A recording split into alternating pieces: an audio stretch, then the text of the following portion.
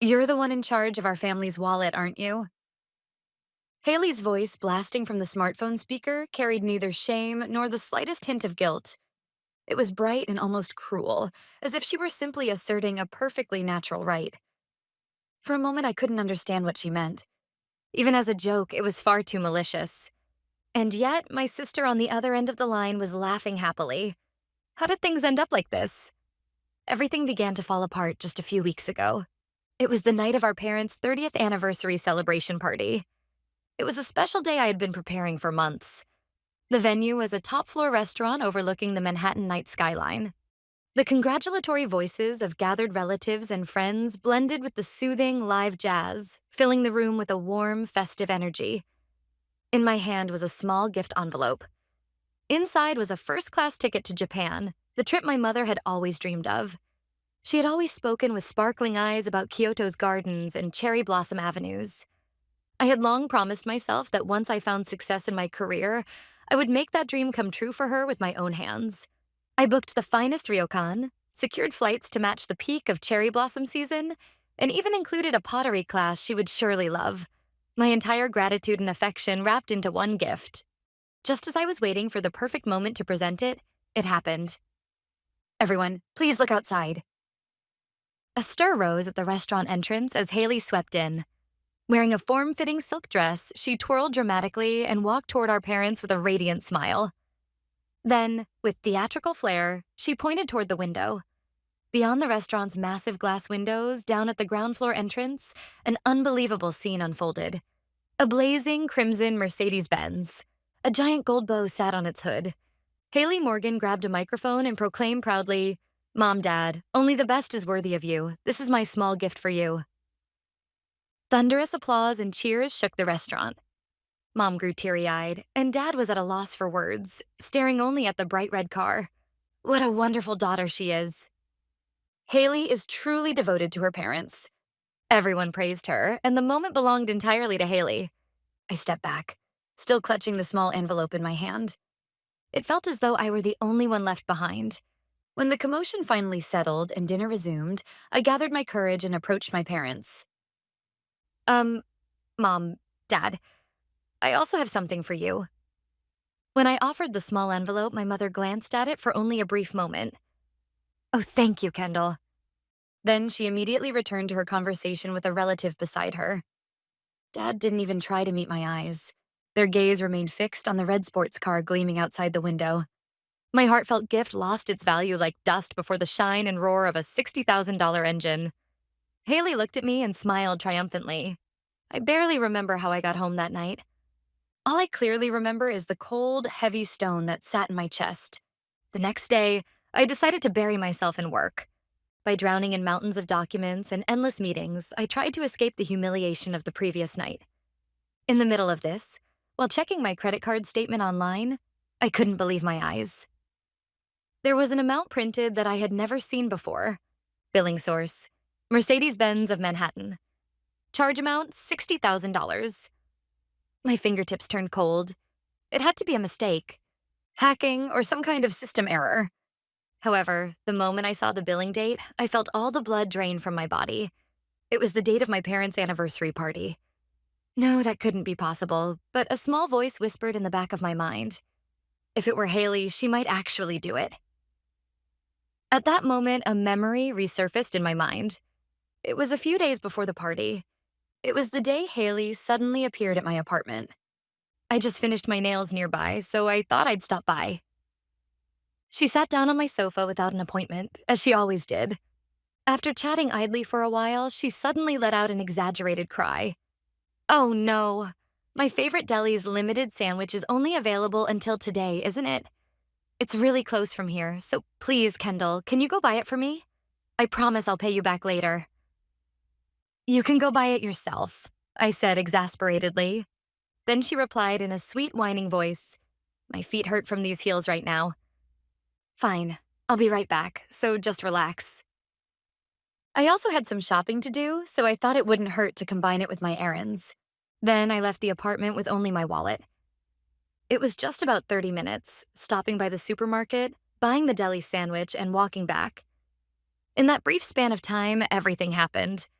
While I was away, the updated premium card delivered as registered mail must have been received by Haley, who was in my apartment. Then she must have activated the card, slipped it into her own wallet, and accepted the sandwich from me with a perfectly innocent face. I didn't even know a new card had arrived. All the pieces clicked together like a puzzle. Before I realized it, I was dialing Haley's number. Only the ringing echoed dully through the quiet room. "Hello, Kendall. Why are you so flustered?"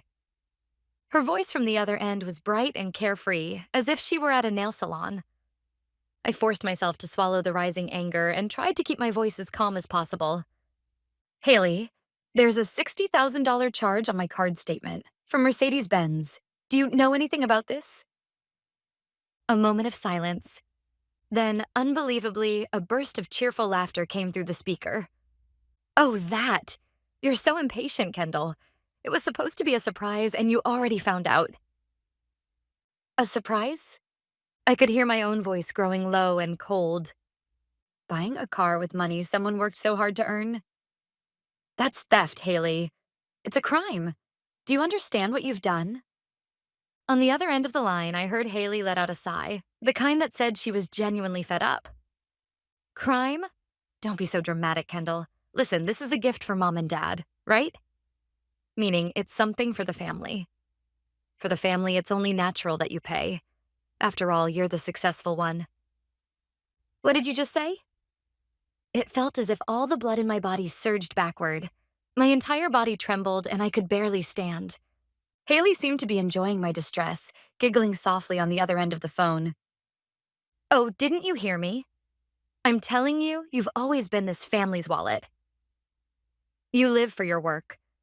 I have the talent for making people happy. It's called putting the right person in the right place. You earn the money, and I use it to make the family happy.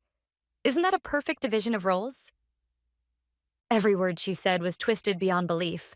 My goodwill, my love for our family, my hard work, everything was warped into an obligation in her mind. "Then where is my card now?" She giggled again before responding. "Oh, that? It's gone. On the way home from signing at the dealership, I cut it up into tiny pieces with scissors and threw it in the trash. If you still had it, you'd find out I used it, right?" From the start, she intended to destroy all evidence and dump the entire debt onto me. A malicious, calculated, perfectly executed crime. She was no longer someone with whom a sane conversation was possible. I said nothing more and simply ended the call in silence. Haley is the one who's wrong. My parents would never approve of something so absurd. With trembling hands, I dialed my parents' number. My last hope. When my mother answered, I desperately and concisely explained the situation. On the other end, she remained silent for a long time. When she finally broke the heavy silence, what I heard was not comfort or anger as I had expected. "Kendall, how could you say such things about your own sister?" "What?" Haley only wanted to make the family happy. Maybe her way was a little flashy, but everything she did was for us. And yet you accuse her of being a criminal over a mere $60,000? As sisters, shouldn't you just pay it quietly? We're family. Helping each other is normal. No matter how many times I insisted this is a crime, she always added, maybe it wasn't right for her to use your card. But her main point never changed. When my father took the phone midway through the conversation, he was exactly the same. "Kendall, I understand your point, but Haley did what she did with good intentions. You're successful in New York and you have more than enough income. There's no need to make a fuss just because your sister created a bit of debt. The best path as a family is to resolve this peacefully." Peacefully, meaning I should quietly shoulder the $60,000 debt. The fact that I was the victim of fraud and theft was insignificant to them. To preserve the false harmony they called family peace, my pain could simply be erased. At that moment, I heard my mother shouting through the phone, "Oh, honestly, you're such a difficult child." Then, with a rustling sound, I sensed she had picked something up. "In that case, Kendall, I'll return the Japan trip tickets you gave us at the party. Just cancel them right now. Use that money to pay for Haley's car." Those tickets were supposed to be a gift for my parents. They were supposed to be the crystallization of years of gratitude. Why, wasn't that your dream, Mom? The voice I managed to force out was thin, trembling, and barely audible even to myself. Then my mother let out a long, deep sigh before delivering the final blow. A dream? Yes, maybe.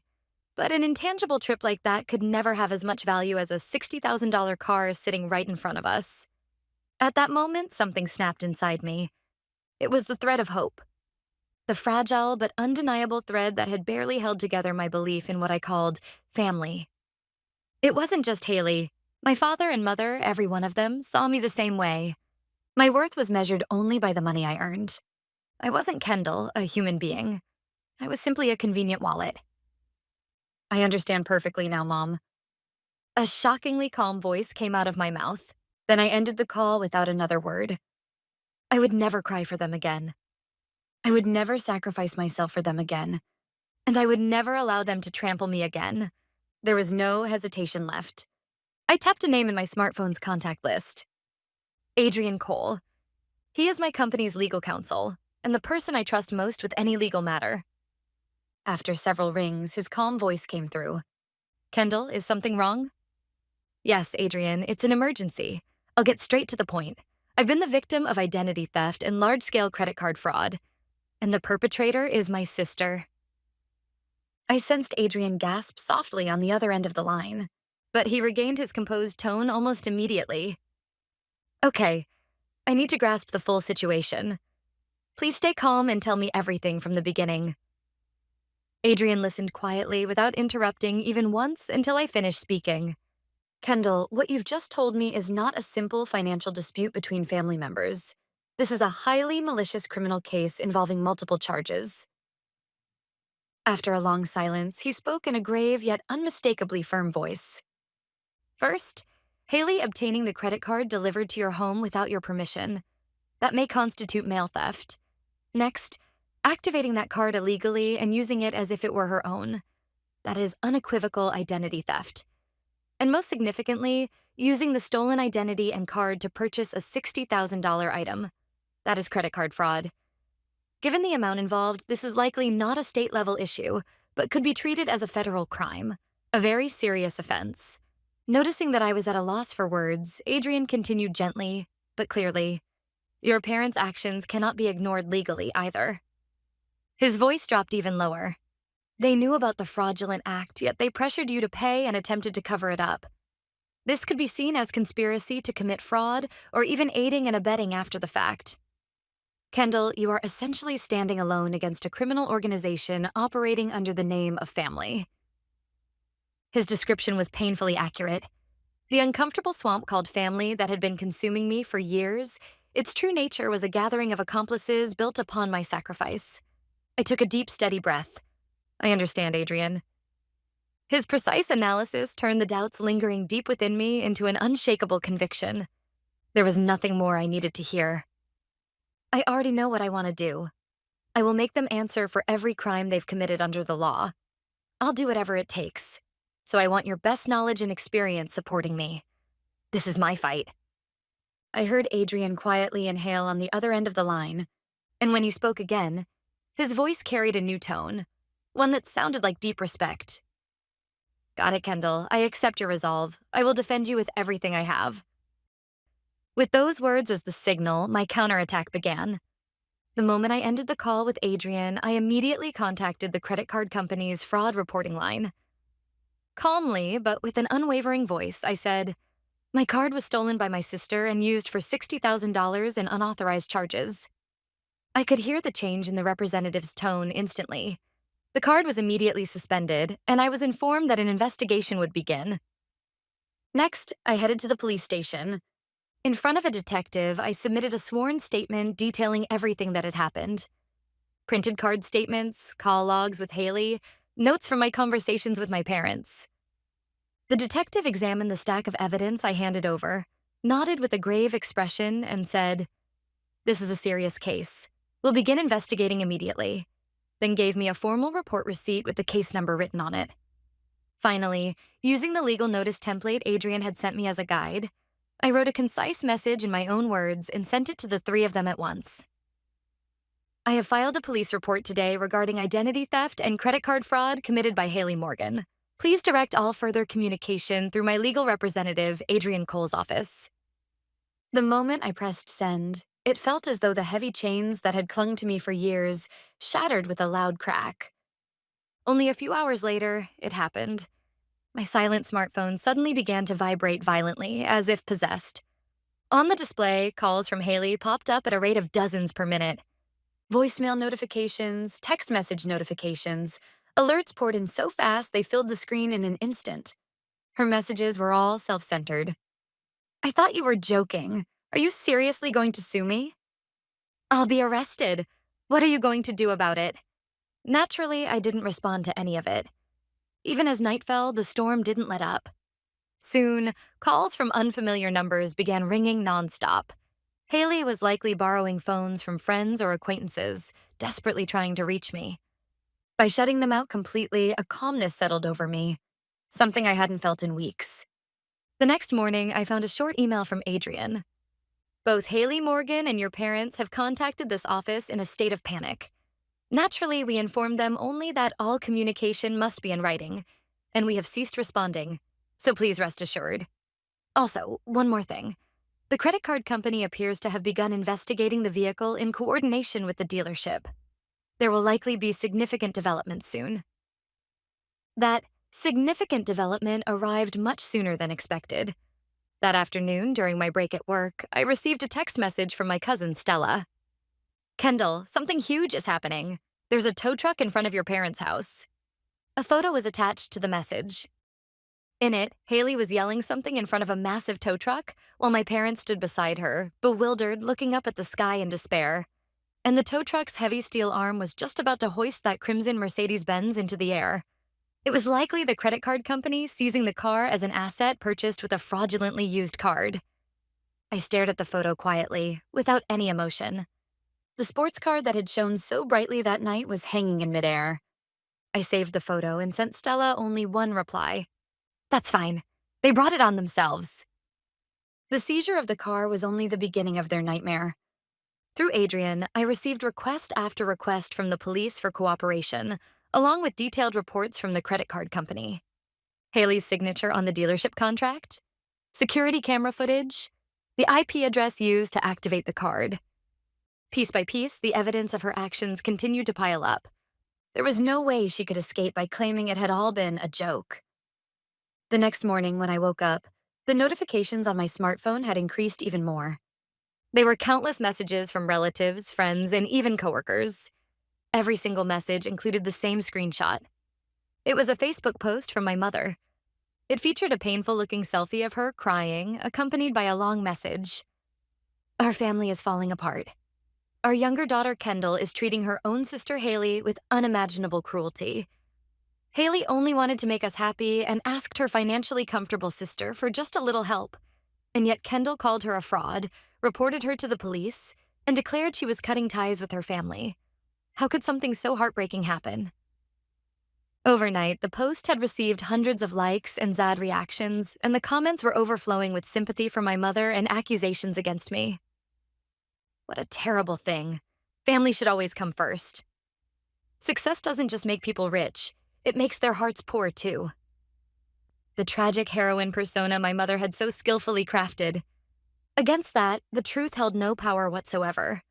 I was the cold, greedy villain who abandoned her family, and Haley was the pitiful victim whose pure filial devotion had been trampled. In the face of that perfectly constructed story, I had been cast as the isolated villain with no support. If this had been the old me, I might have been devastated by such transparent lies and manipulative theatrics, crying as I begged someone to believe my innocence. But the person I have become is different. I opened my laptop and began drafting a new Facebook post. No emotional words were necessary. I simply wrote out the facts, calmly, thoroughly, in strict chronological order. Since my mother, Evelyn Morgan, has chosen to discuss private family matters publicly, I will now share the full story she conveniently omitted from her post. With that introduction, I laid everything bare. Then I attached every piece of digital evidence I had gathered, one image file at a time. A screenshot of my credit card statement under my name. The recorded audio of Haley mocking me and calling me the wallet of the family. The recorded message of my mother telling me to cancel the trip and turn it into money. It was a complete list of irrefutable evidence, capable of annihilating emotional lies and sympathy narratives in an instant. The moment I clicked post, the reaction exploded at a staggering speed. People who had been praising my mother's post just moments earlier began flooding my post with comments of shock and outrage. I can't believe this. If this is true, the mother and sister are monsters. Wallet. What a horrible thing to say. My heart hurts for Kendall. The tide shifted far faster, and far more dramatically than I had imagined. Sympathy turned to anger, empathy to contempt, and every bit of it was then aimed squarely at my mother and Haley. 15 minutes later, the very post my mother had written so confidently vanished without a trace or explanation. But it was far too late. A false post becomes a digital tattoo that remains forever. And the reaction didn't come only from strangers. Relatives and friends who had written sympathetic comments under my mother's post were hastily sending me private messages. "I'm so sorry. I commented without knowing the real situation." "You were telling the truth all along." Their quick change of heart stirred no emotion in me anymore. The exposure of truth I unleashed on social media shattered the small community they lived in. A few weeks later, Haley was formally charged with credit card fraud and identity theft. When Adrian informed me of the news over the phone, I simply answered, "I see." Strangely, I felt no joy or sense of accomplishment. Only a cool, detached understanding that this was the natural consequence. Even more shocking news came from Adrian a few days later. "The prosecutor's office has informed us that they have begun investigating your parents, Samuel Morgan and Evelyn Morgan, on suspicion of conspiracy to commit fraud." After Haley was indicted, my parents reportedly told investigators, "We had no idea what our daughter had done," and "We are victims too." However, the recorded audio and emails I had submitted to the police completely destroyed that lie. The evidence clearly showed that they recognized the crime, actively concealed it, and demanded money from me. They are now in a highly likely position to stand in court as Haley's co-conspirators, Adrian continued. Hearing that for the first time, a heavy weight rose in my chest. It wasn't sadness, it was a kind of emptiness, knowing that the long history of our family was ending in such an ugly, hopeless way. By their own lies and greed, they had destroyed their family with their own hands. Months passed after the trial concluded. Haley received a guilty verdict with probation, and my parents were ordered to pay fines so heavy that they lost most of their savings as co-conspirators to fraud. Since the day the sentences were handed down, I cut off all contact with them and lived peacefully at last, protected by the legal boundaries established through my attorney. They vanished completely from my life. One day, I received a call from my cousin Stella for the first time in a while. She told me that my parents had sold the home they had lived in for many years to cover legal fees and the enormous fines, and that they are now living in a small apartment in the suburbs. My father had lost his position at the company due to the scandal and was forced into an early retirement under humiliating circumstances. My mother, ever since the incident on social media, has become completely isolated from her former friends and now rarely leaves the house. And Haley, now a convicted felon, cannot possibly find legitimate employment. And from what I hear, she continues to rely financially on my parents while living a frugal and diminished life. I quietly ended the call and looked up at the New York sky spreading out beyond my window. I no longer feel sorrow for the family I have lost, because what I protected is not merely my assets. It is my own dignity and the future I would walk toward freely from this moment on.